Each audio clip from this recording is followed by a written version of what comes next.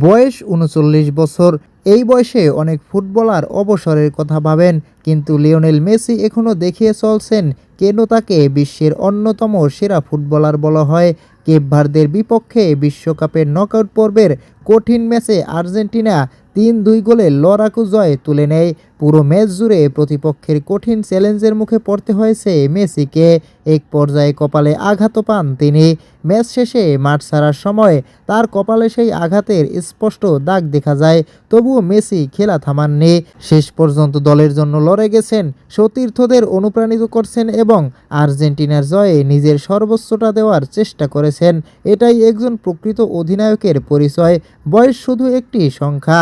Messi যেন বারবার সেটাই প্রমাণ করছেন। তার এই লড়াই, আত্মত্যাগ আর দলের প্রতি নিবেদনই তাকে কোটি কোটি ফুটবল ভক্তের কাছে বিশেষ করে তুলছে। প্রিয় দর্শক, মেসির এই ডেডিকেশন দেখে আপনার কি মনে হয়? কমেন্ট করে অবশ্যই জানিয়ে দিন। আর এমন আরও ফুটবল বিশ্বকাপের আপডেট পেতে চ্যানেলটি সাবস্ক্রাইব করে পাশেই থাকুন।